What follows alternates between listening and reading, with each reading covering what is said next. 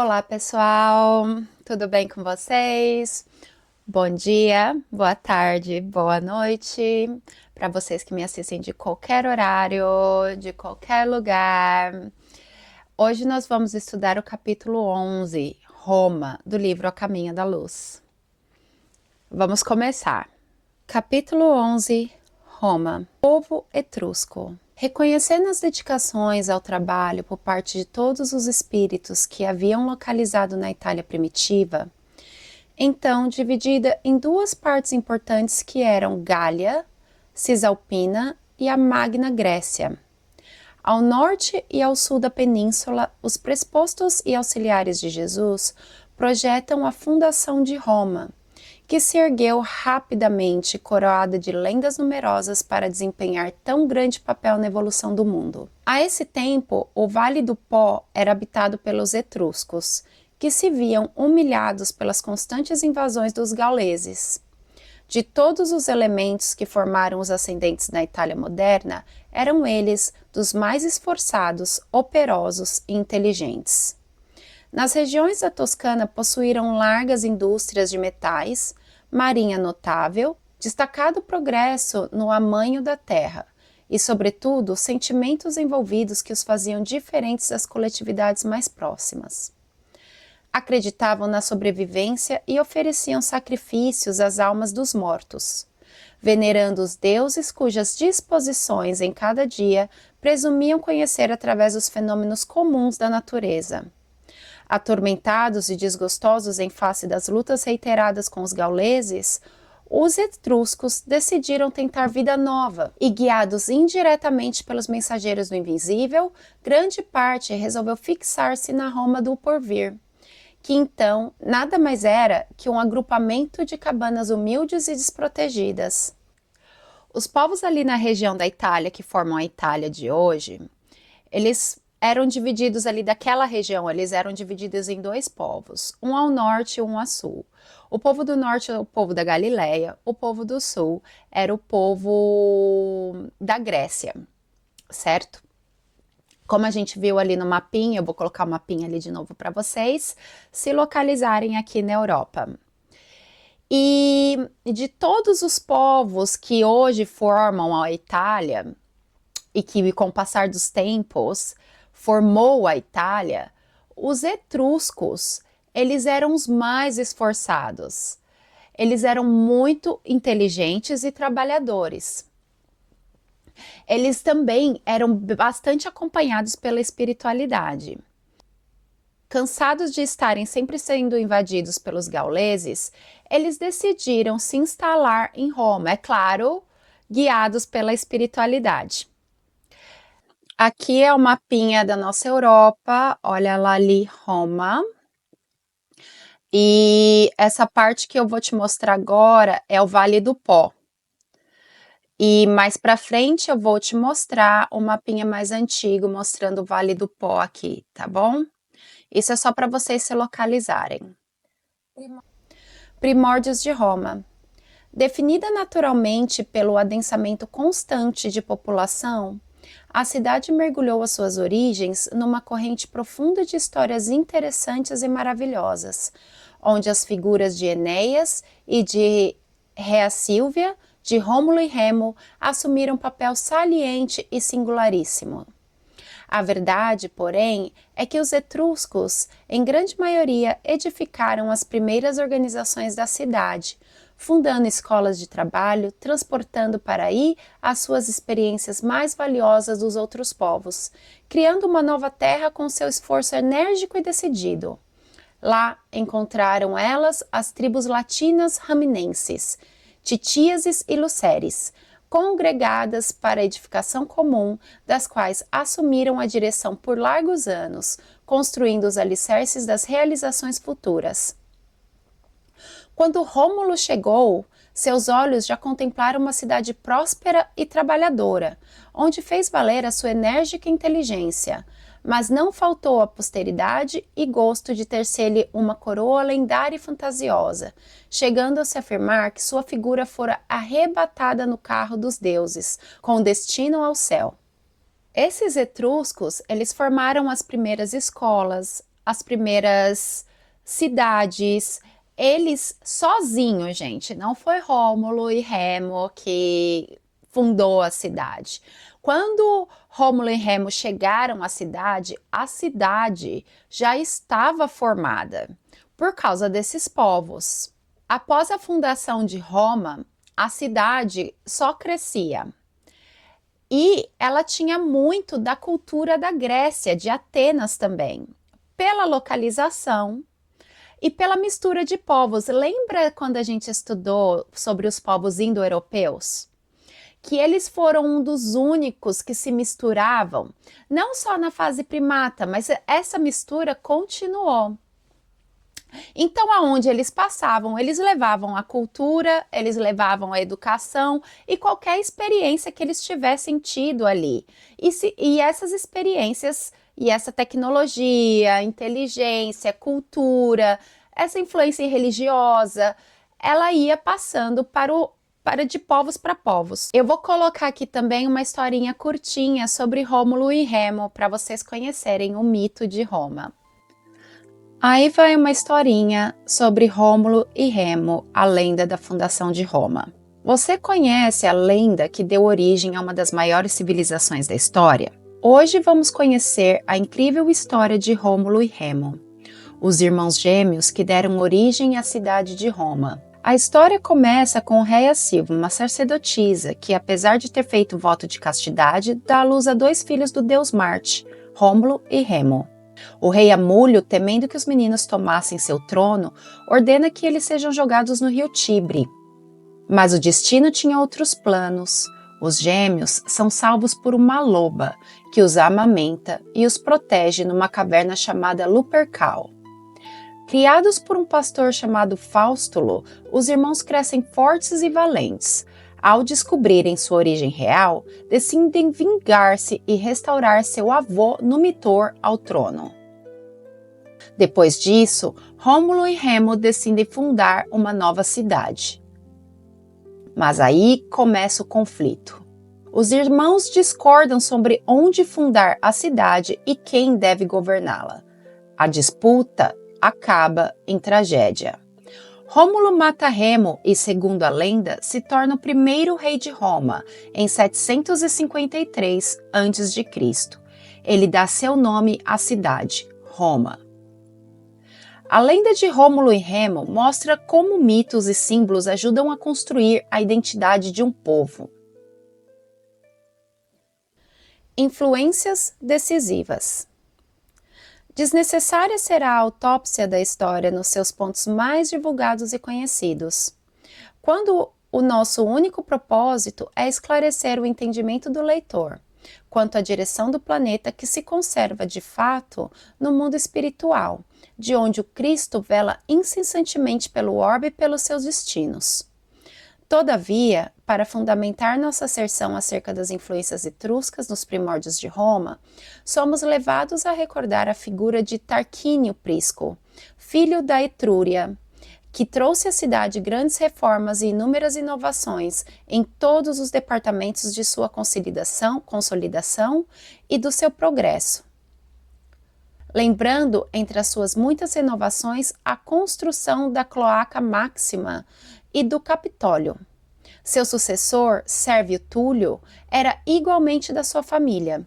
Este dividiu todo o povo da cidade em classes em centúrias, segundo as possibilidades financeiras de cada um, desgostando os patrícios a esse tempo já organizados, em virtude de essa reforma apresentar-se dentro de características liberais, não obstante as suas finalidades militares. Gente, eu acho engraçado, o Emmanuel usa cada palavra, olha o que ele fala aqui. Desnecessária será a autópsia da história. Ai, o que ele quer dizer com isso, gente? A gente não precisa aprofundar e cavar muito sobre a história. Nos seus pontos que são mais divulgados e conhecidos pela gente, que a gente estuda, né? Porque Roma e Grécia, elas fazem parte da nossa história e fazem parte da nossa educação quando nós estamos aprendendo história geral na escola. E aí ele fala que é desnecessária essa autópsia. Porque o propósito mesmo é esclarecer qual foi o papel de Roma na evolução humana e na nossa evolução moral com a vinda do evangelho. Ele também quer ressaltar aqui, ai meu Deus, esses nomes, a figura de algumas pessoas em especial. Uma delas é Tarquínio Prisco, que no seu reinado ele trouxe muita evolução para Roma. Onde, porém, mais se evidenciam as influências etruscas nas organizações romanas é justamente na alma popular, devotada aos gênios, aos deuses e às superstições de todas as espécies que seriam multiplicadas em seus contatos com a Grécia. Cada família, como a cada lar, possuía o seu gênio invisível e amigo. E na sua sociedade alastravam-se as comunidades religiosas, culminando no Colégio dos Pontífices, cuja fundação remonta ao passado longínquo da cidade.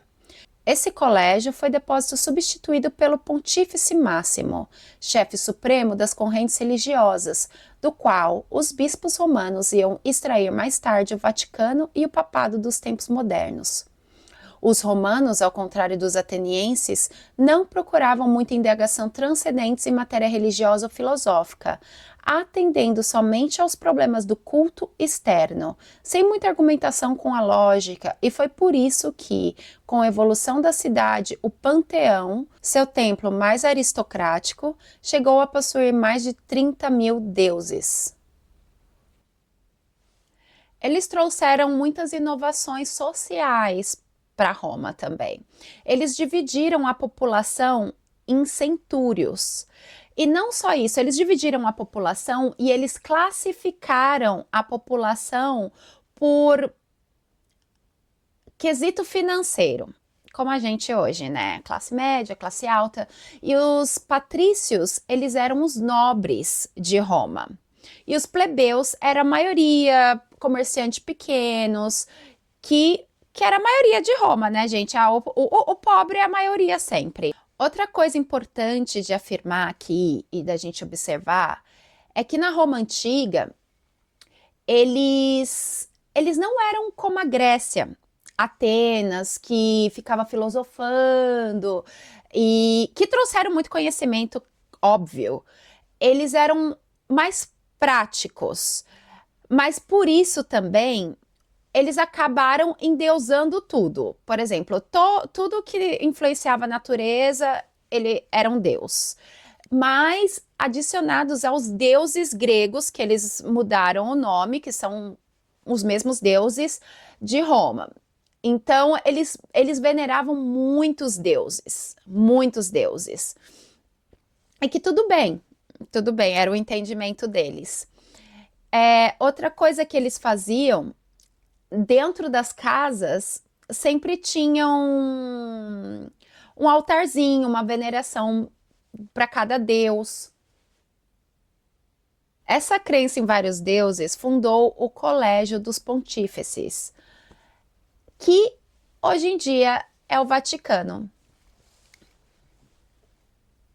Os patrícios e os plebeus.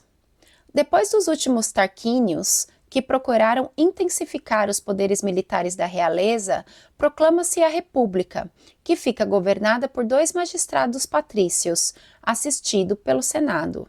Grandes medidas são executadas para consolidar a supremacia romana, mas as classes pobres oprimidas pelas mais ricas, que gozavam de todos os direitos, revoltaram-se em face da penosa situação em que as colocavam as possibilidades da ditadura preconizada pelos senadores em casos especiais com poderes soberanos e amplos em todas as questões da vida e da morte de cada um.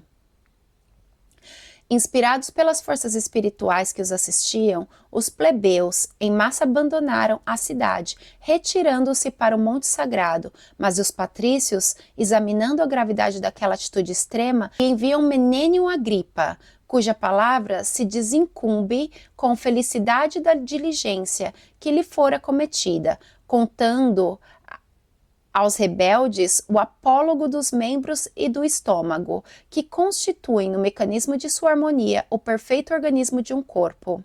A plebe concorda em regressar à cidade, embora impondo condições quase que irrestritamente aceitas. Os tribunos da plebe inauguram, então, um período de belas conquistas dos direitos humanos, culminando na Lei Canuleia, que permitia o casamento entre patrícios e plebeus, e com a Lei Ogúnia, que conferia a esses últimos as próprias funções sacerdotais. Roma também foi a fundadora da República, do modelo político republicano. Eram dois patrícios que governavam Roma e os plebeus eles não tinham voz até então. Revoltados por estar sendo praticamente escravizados, por não ter voz, por serem os que trabalham, os que pagam impostos, o que só leva, revoltados com isso, o que aconteceu? Os plebeus decidiram mudar, eles decidiram sair de Roma. Os patrícios vendo isso, porque se você não tem plebeu, você não tem com quem paga imposto. A sua riqueza depende do outro. E o engraçado é que os espíritos estavam acompanhando os plebeus e guiando eles nessa caminhada de sair de Roma. E foi dessa forma que eles conquistaram alguns direitos sociais, que é um começo de uma evolução política social dentro da sociedade, né? Então, quando a plebe decide voltar, concorda em voltar para Roma, eles querem alguns direitos, certo? E os patrícios não pensam duas vezes. Eles falam, não, não, tudo bem, tudo bem. E um desses direitos foi o direito de um plebeu casar com um patrício. Olha que diferente, né? Porque lembra dos hindus ali? Quando eles dividiam as castas, uma casta não pode se envolver com a outra. Mas aqui não, eles conquistaram o direito dos plebeus se casarem com os patrícios e também deles terem o direito de se tornarem sacerdotes. Outra coisa legal é que foi pela primeira vez que eles formaram o tribuno da plebe. Gente, o pobre formando um grupo para também participar do governo. Isso é completamente novo para aquela época, porque até então, gente, tudo era o rei, tudo era mandado, tirando na Grécia, né, que eles tinham a democracia. Mas eu acredito que o nascimento da República também e que fala, os tribunos da plebe teve uma influência da democracia da Grécia, de Atenas. A família romana.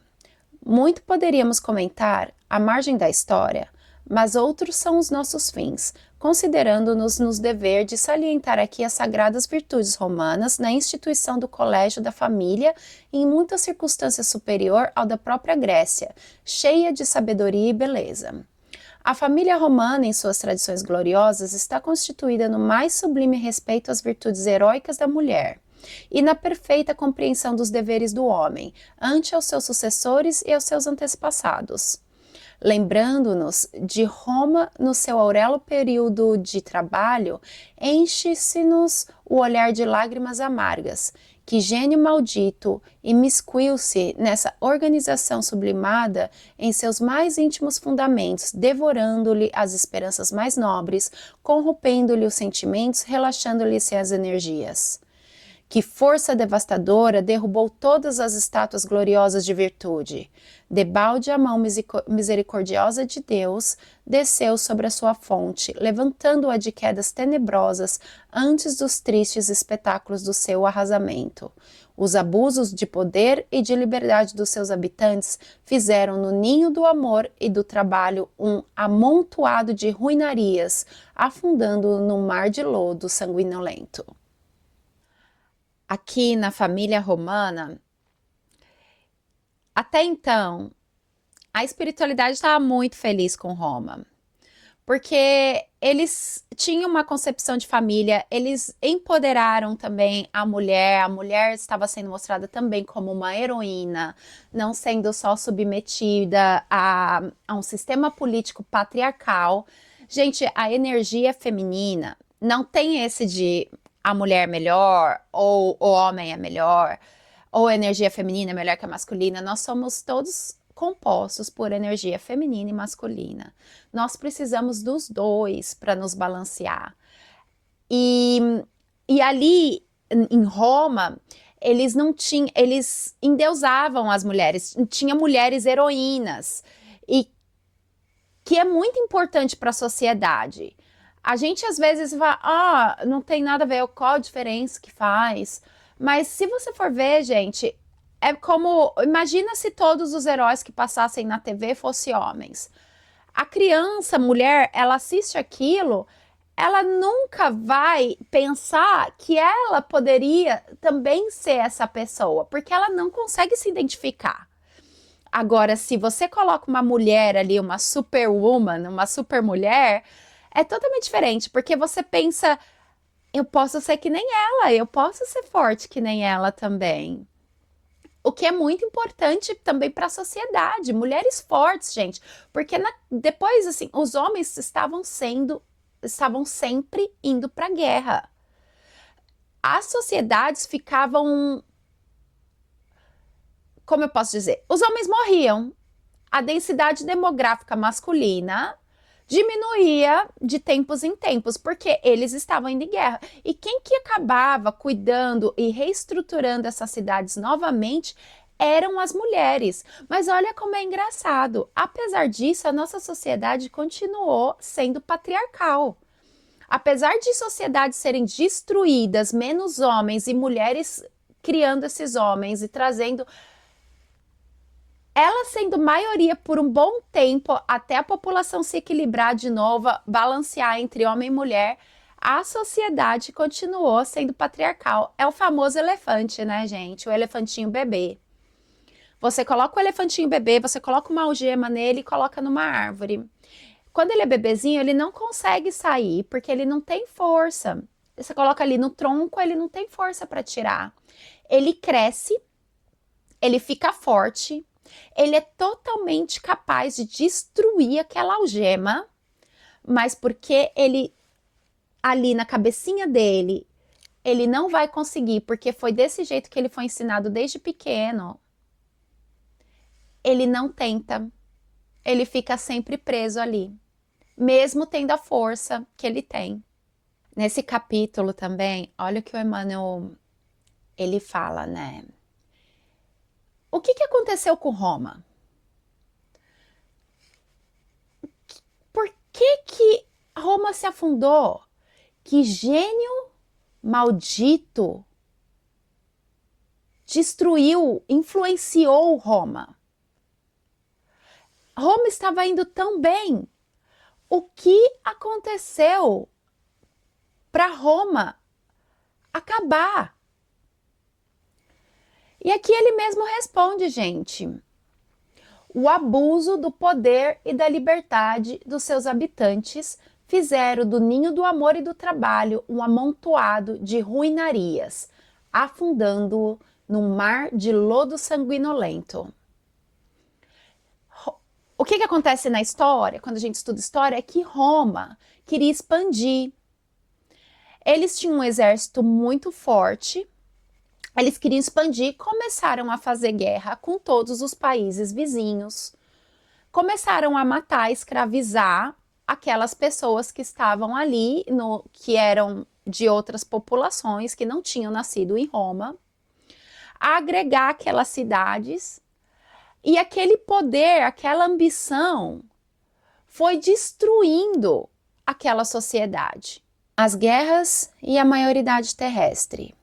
Em breve, porém, a família romana, cheia das tradições de generosa beleza, foi dilacerada pelos gênios militares e pelos espíritos guerreiros.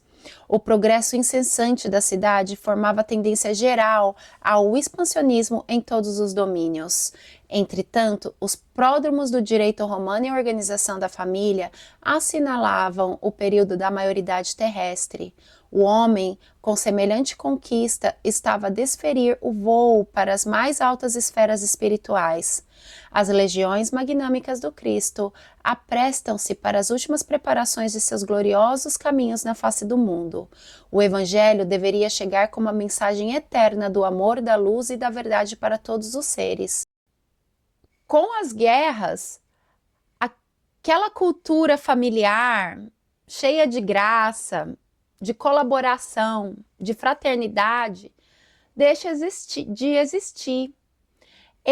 A sociedade ficam com um pensamento militar, de expansão, de que eu tenho direito, de que eu sou melhor que o outro. E aquilo, gente, é a ruína de qualquer povo. Porque ali começa, nós conhecemos a reencarnação. E a sua arrogância começa a florescer. E ali você entra na roda de Sansara.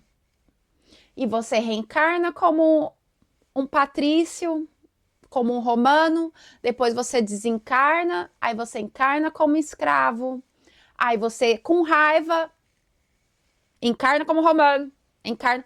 E é um dos motivos o porquê que a escravidão demorou tanto para acabar no Brasil. Senhor de engenho vinha como escravo, escravo vinha como senhor de engenho, engenho, senhor de engenho como escravo, escravo como senhor de engenho. Porque aquela raiva, porque eles eram muito torturados. Aquilo ia persistindo e aquela perseguição nunca que acabava. Mas apesar de tudo isso, Roma foi o berço para Jesus. Eles estavam sendo preparados para a vinda de Jesus. Todavia, a liberdade pessoal e coletiva é respeitada pelo plano invisível e Roma não se mostra digna de numerosas dádivas recebidas. Em vez de estender os seus laços pela educação e pela concórdia, deixa prender-se por uma legião de espíritos agressivos e ambiciosos, alargando a sua influência pelo mundo com as balistas catapultas dos seus guerreiros. Depois das conquistas das penínsulas, empreende a conquista do mundo com as guerras púnicas, terminando por submeter todo o Oriente, onde também se encontrava a Grécia esgotada e vencida. Os enviados do Cristo harmonizam esses terríveis movimentos no Instituto das Provações necessárias aos indivíduos e aos seus grupamentos. Todavia, a realidade é que Roma assumia igualmente as mais pesadas responsabilidades e os mais penosos débitos diante da justiça divina.